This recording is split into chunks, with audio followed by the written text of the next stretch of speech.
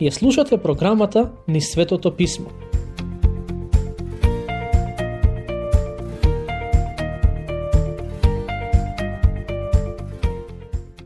Денес се враќаме на глава 16 од книгата Создавање.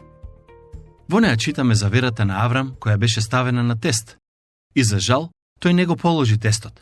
Своеволието на Аврам и Сараја резултираше со раѓањето на Исмаел. Сето ова се случува веднаш откако Аврам му поверува на Бог и тоа му се засмета за праведност. Аврам и Сараја паднаа на тестот.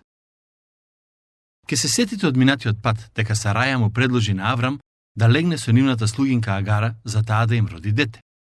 Таа идеја беше прифатлива според обичаите на културата во која тие живееја, но за Аврам и Сараја не требаше да биде важно дали другите го одобруваат тоа дело, туку дали истото е во согласност со Божјата волја. Како што ќе видиме од текстот, на Бог воопшто не му се допадна таа идеја, и тој јасно им го покажа тоа. Аврам и Сараја беа пораснати и долго време живееја во Ур-Халдејски, земја во која овие нешта се случуваат често. И затоа за нив сето ова не беше нешто погрешно. Главниот проблем во тоа што го направија е што нивното дело покажува дека тие не му веруваа на Бог, па затоа направија грев. Иако според нив тоа што го сторија беше сосема во ред, во Божите очи тоа беше грев. Многу е важно да разбереме дека нивниот грев беше резултат на тоа што не му веруваа на Бог дека тој ќе го исполни своето ветување, на свој начин и во свое време. Агара бега. Кога се роди Исмаел, Агара почна да ја презира својата господарка, а Сараја ја свати својата грешка. Во 16:6 пишува: Тогаш Аврам и рече на Сараја: Ете, слугинката твоја е во твои раце, прави со неја што сакаш. И Сараја почна да ја угнетува и таа избега од неа. Агара побегна, а големи се шансите нејзиното бегство да резултира со смрт, како за неа, така и за нејзиното дете. Но Бог нема да дозволи тоа да се случи. Но ангел Господов ја најде кај изворот во пустината, кај изворот на патот за Сур, и рече: Агаро, слугинко Сарајина, од каде доаѓаш и каде одиш? А таа рече: Бегам од Сараја, господарката моја. Ангелот Господов пак и рече: Врати се кај господарката твоја и покории се. И ангелот Господов уште рече: Ке го умножам многу потомството твое, така што не ќе може да се изброи. Во 4 глава од посланието до Галатјаните, апостолот Павле го користи ова како алегорија, пишувајќи дека Агара и нејзиното дете се слика на планината Синај, каде беше даден законот кој поробува, а од друга страна зборува и за Сараја и нејзиното дете, како слика за Евангелието кое ослободува. Поентата е дека Сараја, која беше слободна жена, беше жената која му припаѓаше на Аврам. За жал, денес многумина сакаат да живеат поинаку, под законот. Ние сме соединети со Христос кој ни нуди слобода. Нема потреба да живееме под законот. Агара беше робинката, вели Павле, и кога се обидуваме да живееме според законот, ние своеволно одлучуваме да живееме во робство. Тоа е поентата на Павле во посланието до Галатјаните. Сето ова што се случува ќе биде извор на тага и страдање, како за Сараја, така и за Аврам. Сараја веќе страда поради тоа што се случи. Стих 11. И пак рече ангелот Господов: Ете, ти си бремена и ќе родиш син, и ќе го наречеш со името Исмаел, бидејќи Господ ја чу маката твоја. Тој ќе биде силен како диво магаре.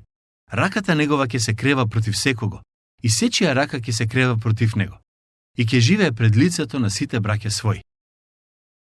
Добро е да размислиме за овој стих во светло на последните 4000 години историја на Блискиот Исток. Забележувате што се случува таму?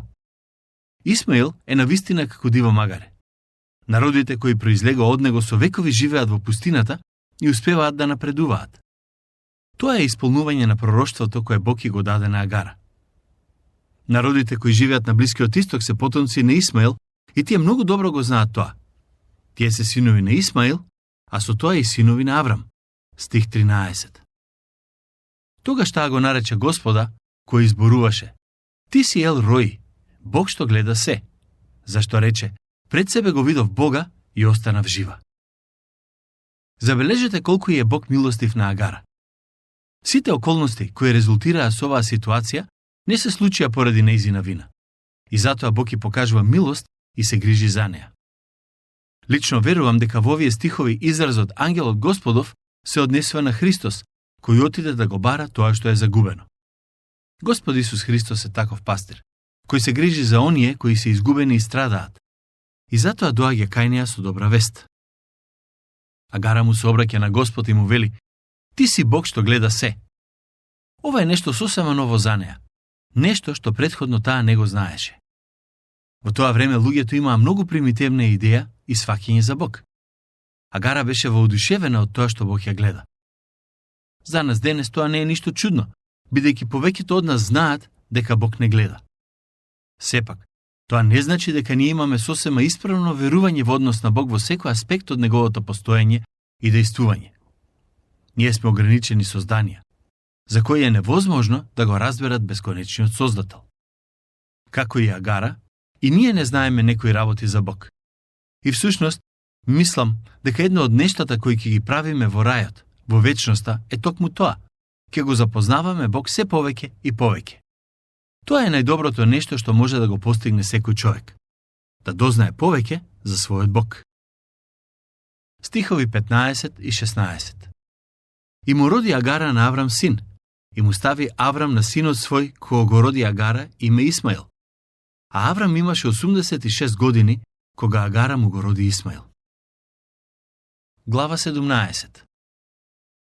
Доаѓаме до глава 17, која, според многумина, е една од најважните глави во Библијата. Пред да почнеме со нејзино проучување, сакам да направам еден краток преглед на тоа што досега го кажавме за животот на Аврам. Бог му се објави на Аврам неколку пати. Аврам имаше моменти кога неговата вера беше силна, но исто така имаше моменти кога неговата вера беше толку слаба, што тој падна на искушенијата и направи сериозни гревови. Интересно е тоа што Бог на Аврам му се објави вкупно 7 пати, а и верата на Аврам беше ставена на тест 7 пати. Првиот тест беше кога Бог го повика од земјата Ур. Аврам го препозна повикот и иако одговори на истиот, сепак не го направи тоа како што требаше. Неговата вера беше слаба и несовршена, но сепак излезе од земјата Ур. Аврам стигна безбедно во хананската земја, каде Бог го благослови. По некое време, во тоа место имаше глад, и тоа беше вториот тест за Аврам. Тој одлучи да ја напушти земјата во која Бог го повика и да оди во Египет, каде се здоби со многу богатство и од каде ја купи слугинката Агара. Третиот тест за Аврам беше богатството кое му беше доверено. Богатството е тест и искушение за многу луѓе. Искрено, имало моменти од мојот живот кога сум посакувал Бог да ми даде повеќе богатство, но со оглед на тоа што Бог не го стори тоа, верувам дека тој го прави тоа со добри намери, знаејќи дека тоа нема да биде добро за мене. Аврам го положи тестот поврзан со богатството, бидејќи не го заборави Бог, а и верувам дека беше многу дарежлив човек. Четвртиот тест беше поврзан со неговата победа против царевите од Исток. Тој беше победник во многу важна битка. Откако се случи тоа, Бог на неговиот пат го прати свештеникот Мелхиседек и средбата со него го подготви Аврам соодветно да се соочи со резултатите од неговата победа и да не земе никаков плен за себе од победената битка. По тие настани, Бог му се објави на Аврам и го охрабри. Петтиот тест беше поврзан со ветувањето за потомство на Аврам. Бог му вети син на Аврам, но тоа не се случи веднаш. Затоа, тој и неговата сопруга Сараја ги земаа нештата во своји раце и направија нешто што не беше според Божјата волја и план за нивните животи. Како резултат на тоа се роди Исмаил. Арапските народи, потомците на Исмаил, до ден денешен представуваат закана за израелскиот народ, односно потомците на Исак. Шестиот тест беше поврзан со уништувањето на Содом и Гомора. Седмиот тест беше кога од него се побара да го принесе својот син Исак како жртва. Ова отприлика ни дава одредена представа за настаните кои допрва следуваат. Сега е време да се вратиме на глава 17. Во оваа глава, Бог прави завет со Аврам и го менува неговото име во Авраам.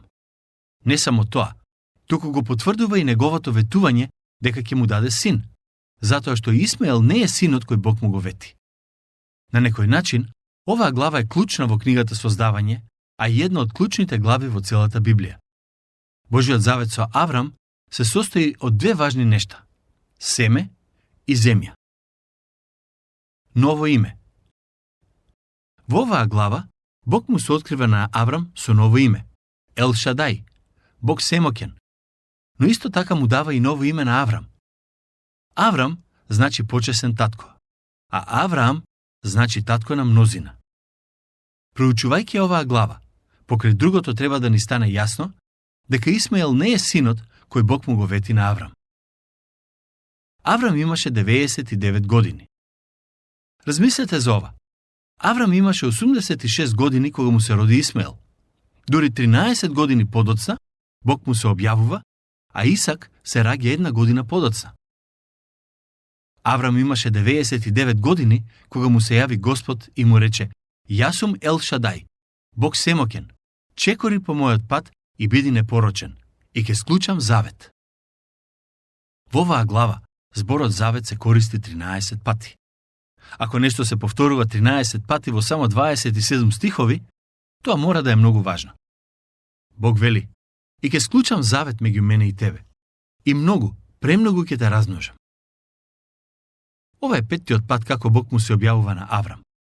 Бог не само што му се објавува, туку тоа го прави и со цел да го потврди ветувањето кое му го даде.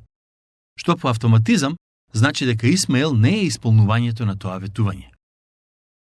Во посланието до Римјаните 4:19 апостолот Павле пишува: И откако не ослабна верата негова, тој не помисли дека телото негово е веќе безживотно, зашто беше речиси 100 годишен, и дека утробата Сарина е речиси веќе безживотна. Утробата на Сараја беше место во кое немаше живот.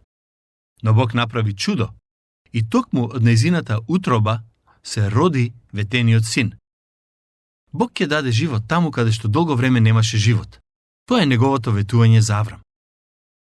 Во моментот кога го добива ова ветување, Аврам има 99 години. Со оглед на тоа што неговиот син Исак се роди една година подоцна, тоа значи дека стана родител. Аврам имаше 100 години, а Сараја 90. Бог продолжува и вели: Аврам падна ничком, а Бог продолжи да му говори и му рече: А ова е заветот мој со тебе. Ке станеш татко на многу народи. Ке станеш татко на многу народи. Мислам дека за Аврам може да се каже дека има повеќе деца од кој било друг човек. Размислете за ова. Веќе 4000 години од него се произлезени две лози. Едната од Исмаел и другата од Исак. Народите кои потекнуваат од нив двајца се бројат во милиони. Аврам има навистина големо семејство. И не само тоа, туку ако го земете во предвид и духовното семејство, сите кои се Божји деца преку вера во Христос се исто така потомци на Аврам. Во Римјаните 4:16 Павле пишува дека Аврам е татко на сите нас кои веруваме. Станува збор за милиони луѓе кои се негови потомци. Затоа можеме да бидеме сигурни дека Бог го исполни ветувањето кое му го даде на Аврам. Тој е татко на многу народи. Бог исто така му вели: затоа повеќе нема да се викаш Аврам, туку името ќе ти биде Авраам, бидејќи ќе те направам татко на многу народи. Името Аврам значи почесен татко, а Авраам значи татко на мнозина и е поврзано со ветувањето кое Бог му го даде. Иако следново не е запишано во Библијата, сакам да замислите ситуација која многу добро ја доловува неговата вера во Божјото ветување. Еден ден, додека Аврам и Сараја се надвори работат, оддалече нас догледуваат неколку трговци кои со своите камели се приближуваат кон нив. Тие патуваат од север и се упатени кон Египет, но попат им е потребно да ги напојат и нахранат своите камели. Аврам оди да ги сретне и да им покаже гостопримство. Патем. Луѓето во тоа време биле навистина гостопримливи. Иако ние денес за нив сметаме дека биле примитивни, речиси пештерски луѓе, сепак нивното гостопримство било многу поразвиено од нашето. Било речиси невозможно некој непознат човек да помине покрај нечија куќа, а притоа семејството кое живее во таа куќа да не го покани на гости. Денес во големите градови никој не сака да ги прими непознатите луѓе дома. Нашата култура е многу поинаква од онаа во времето на патриарсите. Додека камилите на трговците пијат вода од потокот кој се наоѓа блиску до шаторите на Аврам и Сараја, тој им вели на гостите: "Јас ќе ги нахранам вашите животни. Дали може би сакате да се одморите малку?" Тие велат: "Не, одиме во Египет и ни се брза. Треба да тргуваме таму." Еден од нив вели: "Моето име е Аллах." Другиот вели: "Моето име е Аллах Баба." И потоа го прашува Аврам: "Како се викаш ти?" Аврам одговара: "Моето име е Почесен татко."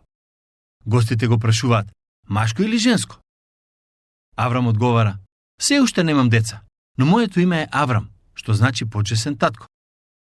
Гостите се насмеја и рекоа: "Како можеш да бидеш татко кога немаш деца?"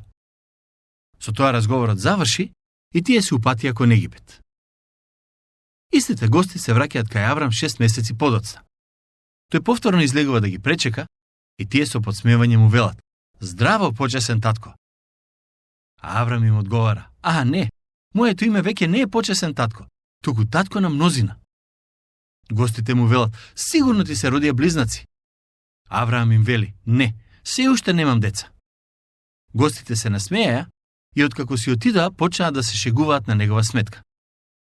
Авраам навистина беше татко на мнозина уште пред да има деца. Тој тоа можеше да го види преку очите на верата. Сега, 4000 години подоцна, јас и ти можеме да бидеме сигурни дека Бог го исполни тоа што му го вети на овој човек. Неговото име е Авраам и тој е навистина татко на мнозина. Божиот завет. Бог вели: "И многу, премногу ќе те умножам, и ќе издигнам од тебе многу народи, и цареви ќе произлезат од тебе, и ќе го поставам заветот мој меѓу мене и тебе и меѓу твоите потомци по тебе во нивните родови. Ќе направам завет вечен, и ќе ти бидам Бог тебе и на потомците твои по тебе." Каков завет направи Бог со Авраам? Вечен. Дали тој завет е се уште важечки? Се разбира. За нас денес, тој завет се однесува на нашето спасение и за вечниот живот. Ако поверуваме во Христос, во неговата жртва и воскресение, ние стануваме дел од Божиот завет. Како што Бог го исполни заветот со Авраам, така ќе го исполни и неговото ветување за нас. Добрата вест е дека Бог секогаш ги исполнува своите ветувања, без исклучок.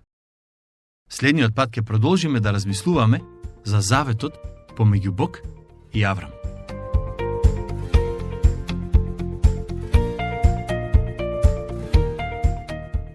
Слушнавте емисија од програмата Низ Светото Писмо. Можете да не слушате и преку мобилна апликација на нашиот YouTube канал и на сите познати подкаст платформи, како што се Google, Apple и Spotify. Ако ви се допаѓаат нашите програми, споделете ги и препорачајте ги на вашите пријатели. Бидете слободни да оставите свој коментар или да ни пишете на нашата имейл адреса nizsvetopismo@gmail.com.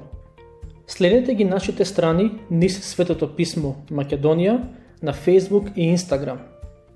Емисиите од оваа серија можете да ги најдете и на нашата веб страна ttb.twr.org.